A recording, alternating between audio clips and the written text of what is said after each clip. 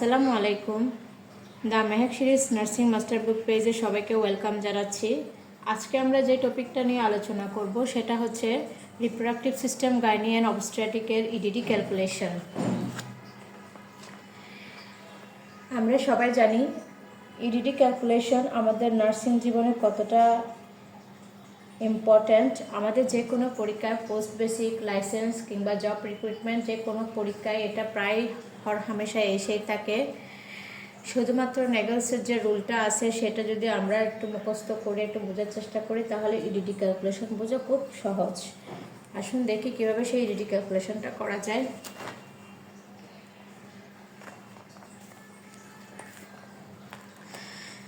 ধরেন কারো এলএমপি দেওয়া আছে অগাস্ট 10, 2024।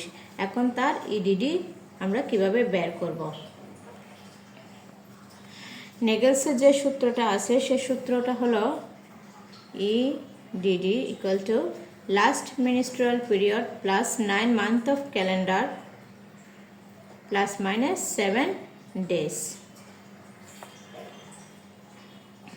এই সূত্রটা হলো মুখস্থ সূত্র, এটা মুখস্থ করতে হবে, এটার কোনো বিকল্প নেই।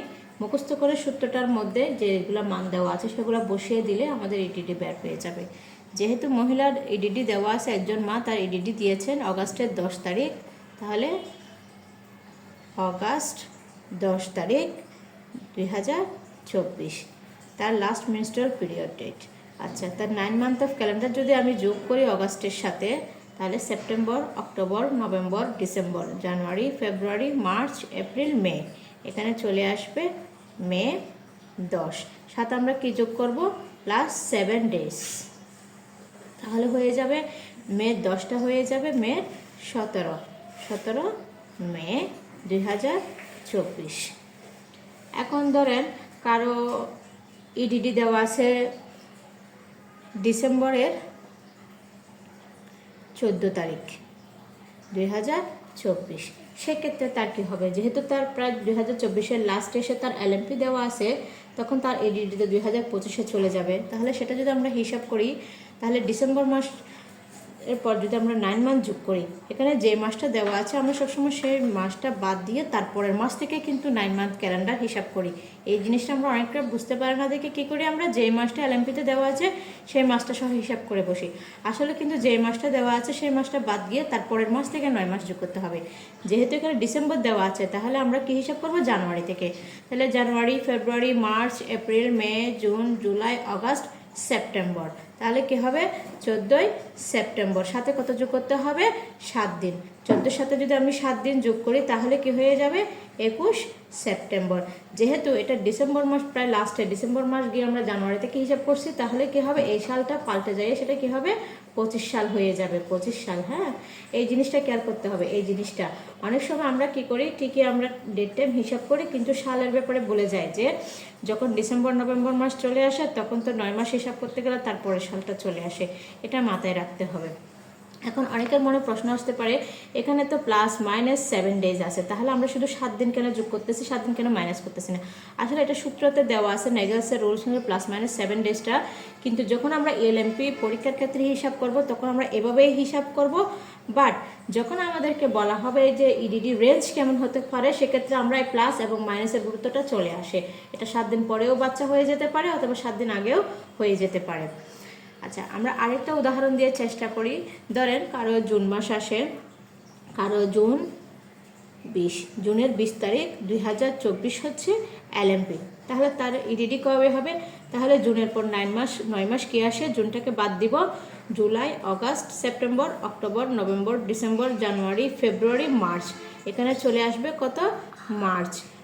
এখানে হলো 20 তারিখ, সাথে যোগ করবো 7, 20 তারিখের সাথে 7 যোগ করলে হবে 27 তারিখ। যেহেতু এটা জানুয়ারি মাস পার হয়ে মার্চে চলে গেছে, তাহলে এখানে ডেট চেঞ্জ হয়ে যাবে, এটা হয়ে যাবে 2025। আশা করি আপনারা এই জিনিসটা বুঝতে পেরেছেন যে কখন সাল চেঞ্জ হবে, কখন ডেট চেঞ্জ হবে। আর একটা কনফিউশন আসে, সেটা যখন হচ্ছে ফেব্রুয়ারি মাস নিয়ে আসে। ফেব্রুয়ারি মাস যদি নিয়ে আসে, সেখানে যদি লিপ ইয়ার পরে, আমরা জানি 4 বছর 4 ইয়ার্স লেটার, 4 বছর পর ইন্টারভেলে হচ্ছে কি হয়, আমাদের লিপ ইয়ার হয়। এমনিতে ফেব্রুয়ারি মাস 28 দিনে, কিন্তু যখন লিপ ইয়ার হয় তখন কিন্তু ফেব্রুয়ারি মাস আর 28 দিনে হয় না, তখন কিন্তু 29 দিনে হয়। এই জিনিসটা মাথায় রাখলে কিন্তু হিসাবটা একদম সহজ। আশা করি আপনারা সবাই বুঝতে পেরেছেন। আমাদের এই বইয়ে ইডিডি ক্যালকুলেশন নিয়ে একদম বিস্তারিত লেখা আছে। এই বইয়ে সবচাইতে সুন্দর কোনো চ্যাপ্টার যদি থেকে থাকে সেটা হচ্ছে reproductive system, gynae and obs. এখানে আমরা প্রায় যোগ করেছি আপনার কতটা, এখানে আমরা যোগ করেছি 728, টোটাল 728টা এমসিকিউ যোগ করেছি, এবং প্রত্যেকটা এমসিকিউ খুবই ইম্পর্ট্যান্ট। আরেকটা বিষয় হচ্ছে এই ইম্পর্ট্যান্টের বিষয়ে যেগুলো আমাদের হর হামেশায় পরীক্ষা আসে, যেগুলো না জানলে আমাদের নয়, সেগুলোকে আমরা যেটা করেছি সেটা হচ্ছে সেগুলোকে আমরা কি করেছি, এখানে হচ্ছে আমরা স্টার মার্ক দিয়ে 1 স্টার, 2 স্টার, 3 স্টার এভাবে দিয়ে ভাগ করে দিয়েছি।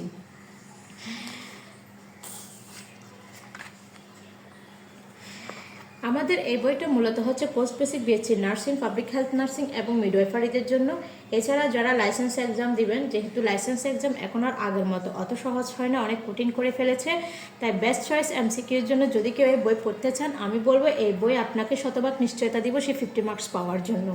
এটা ছাড়া যারা জব রিক্রুটমেন্ট পরীক্ষা দিবেন, এই বই তাদের জন্য সহায়ক, কিংবা যারা এমএসএন অ্যাডমিশন টেস্ট দিবেন, ওই এমএসএন অ্যাডমিশন টেস্টের জন্য এই বইয়ের রিসার্চ যে চ্যাপ্টারটা আছে, রিসার্চ, তারপর হচ্ছে এপিডেমিওলজি অ্যান্ড বায়োস্ট্যাটিস্টিক্স যে চ্যাপ্টারটা আমরা রেখেছি, এটা খুবই খুবই খুবই এক্সক্লুসিভ একটা চ্যাপ্টার। আশা করি আপনাদের খুবই কাজে আসবে। বইটা অর্ডার দেওয়া খুবই সহজ। পেজে নাম্বার দেওয়া আছে 01689876757, এই নাম্বারে বিকাশ করলেই লাস্টের 3টা ডিজিট জানিয়ে দিয়ে আপনার অ্যাড্রেস দিয়ে দিলে আপনার বইটা কনফার্ম হয়ে যাবে। ধন্যবাদ সবাইকে।